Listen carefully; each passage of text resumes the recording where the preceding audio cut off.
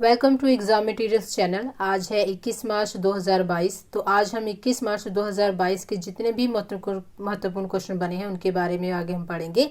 तो चलिए शुरू करते हैं। हमारा पहला प्रश्न, हाल ही में पंकज अडवाणी ने 8वीं बार एशियन बिलियर्ड्स चैंपियनशिप जीती।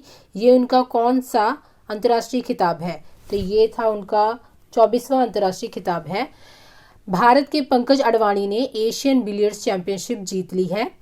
कतर के दोहा में अडवाणी ने भारत के ध्रुव सितवाला को 6-2 से हराकर 8वीं बार ये चैंपियनशिप जीती है। यानी ये जो चैंपियनशिप हो रही थी ये कहाँ हो रही थी? कतर के दोहा में हो रही थी। ये अडवाणी का 24वां अंतर्राष्ट्रीय खिताब और 8वां एशियाई खिताब है। तो बढ़ चलते हैं हमारे अगले प्रश्न की ओर। हमारा दूसरा प्रश्न है, निम्न में से किस बैंक को IFR एशिया अवार्ड्स 2021 में Asian bank of the year के अवार्ड से सम्मानित किया गया है? ये सम्मानित किया गया है एक्सिस बैंक को, यानी ऑप्शन नंबर सी हमारा सही हो जाएगा। देश के तीसरे सबसे बड़े निजी क्षेत्र के बैंक एक्सिस बैंक को हाल ही में IFR एशिया अवार्ड्स 2021 में Asian bank of the year award से सम्मानित किया गया। एक्सिस बैंक 15 कैलेंडर वर्षों में ब्लूमबर्ग लीग टेबल रैंकिंग में नंबर 1 पर रहा है। हमारा तीसरा प्रश्न है, प्रोफेसर नारायण प्रधान को हाल ही में किस क्षेत्र में उत्कृष्ट योगदान के लिए GD बिरला पुरस्कार के लिए चुना गया है? तो उन्हें चुना गया है भौतिक विज्ञान। वह भौतिक विज्ञान से संबंधित होने के कारण उन्हें GD बिरला पुरस्कार के लिए चुना गया है। प्रोफेसर नारायण प्रधान को हाल ही में भौतिक विज्ञान के क्षेत्र में उत्कृष्ट योगदान के लिए 31वें GD बिरला पुरस्कार के लिए चुना गया है।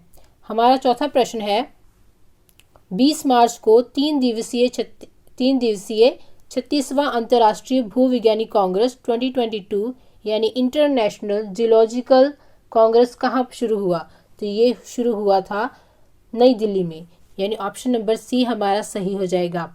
भारत 58 वर्षों के बाद IGC यानी इंटरनेशनल जूलॉजिकल मेजबानी करने जा रहा है।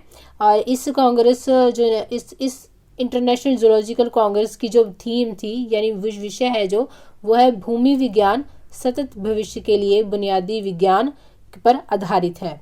यही वो हमारा अगला प्रश्न है जो कि 5वां, फ्लिपकार्ट हेल्थ प्लस के नए CEO कौन बने हैं? तो ये बने हैं प्रशांत झावेरी, यानी ऑप्शन नंबर बी हमारा सही हो जाएगा। फ्लिपकार्ट की बात करें तो फ्लिपकार्ट की स्थापना कब हुई थी? फ्लिपकार्ट की स्थापना हुई थी अक्टूबर 2007 को और इसके प्रेजेंट टाइम के CEO हैं कल्याण केशमूर्ति जी। और फ्लिपकार्ट हेल्थ प्लस की बात करें तो इसके ज़रिए फ्लिपकार्ट घर घर जाकर दवाइयाँ लोगों को मुहैया करवाएगी। हमारा छठा प्रश्न है, हाल ही में जारी किए गए अध्ययन के मुताबिक सूचीबद्ध कंपनियों के बोर्ड में महिलाओं के मामले में कौन सा देश दक्षिण एशिया में पहले स्थान पर है? तो वो देश का नाम है जो दक्षिण एशिया के पहले स्थान पर है, बांग्लादेश, यानी ऑप्शन नंबर डी हमारा सही है। हाल ही में ढाका स्टॉक एक्सचेंज और इंटरनेशनल फाइनेंशियल कॉरपोरेशन के द्वारा जारी किए गए अध्ययन के मुताबिक सूचीबद्ध कंपनियों के बोर्ड में महिलाओं के मामले में भारत का पड़ोसी देश कौन सा है? बांग्लादेश दक्षिण एशिया में पहले स्थान पर रहा। रिपोर्ट के मुताबिक कोरोना काल के दौरान सूचीबद्ध कंपनियों से स्वतंत्र निर्देशक होने वाली महिलाओं के प्रतिशत में 2020 यानी 2020 में 5% से 6% की बढ़ोतरी हुई है। हमारा 7वां प्रश्न है, हाल ही में जारी world happiness report 2022 ranking report में फिनलैंड लगातार कौन सी बार पहले स्थान पर रहा है? तो ये रहा है 5वीं बार। कौन सी रिपोर्ट में रहा है? वर्ल्ड हैप्पीनेस रिपोर्ट में। वर्ल्ड हैप्पीनेस रिपोर्ट जो है वो कब पेश की जाती है? ये जारी की जाती है वर्ल्ड हैप्पीनेस डे के दौरान। वर्ल्ड हैप्पीनेस डे कब मनाया गया? 20 मार्च को, यानी कल मनाया गया। फिनलैंड 5वीं बार सबसे खुशहाल देश बना हुआ है और अफगानिस्तान सबसे निचले पायदान पर है। सूची में शीर्ष 5 देश जो आए हैं वो यूरोप से ही हैं। इस सूची में अगर बात करें तो अमेरिका 16वें स्थान पर है। विश्व प्रसन्नता सूचांक में 146 देशों की सूची में भारत का कौन सा स्थान रहा है? 136वां स्थान रहा है।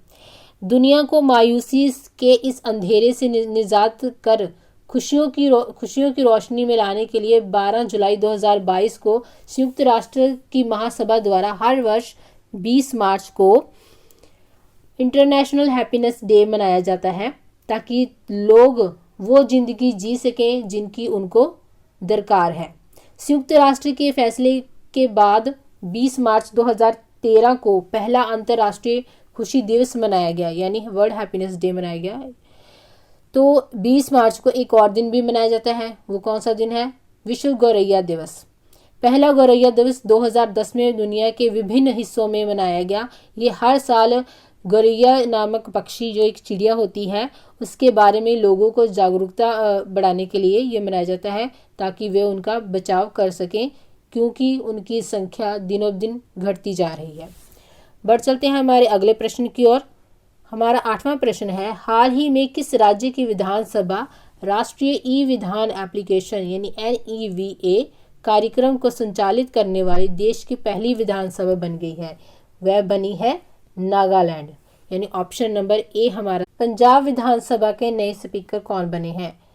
पंजाब विधानसभा के नए स्पीकर हैं कुलतार सिंह संधवा, यानी ऑप्शन नंबर ए हमारा सही है। हमारा 10वां प्रश्न है, WTI अवार्ड 2021 के तहत कितनी महिलाओं को पुरस्कार दिया जाएगा? तो ये दिया जाएगा, कुल कितनी महिलाओं को दिया जाएगा? 75, यानी 75 महिलाओं को ये पुरस्कार दिया जाएगा, यानी ऑप्शन नंबर बी हमारा सही है। महिलाओं को आज़ादी के 75वें अमृत महोत्सव के तहत ये पुरस्कार प्रदान किए जाएंगे। कब प्रदान किए जाएंगे? आज, यानी 21 मार्च को प्रदान किए जाएंगे। WTI की फुल फॉर्म क्या होगी? Women transforming India. इसका कौन सा संस्करण है? ये 5वां संस्करण है। ये अगर आपको वीडियो अच्छी लगी हो तो इसे लाइक और शेयर करें। अगर आप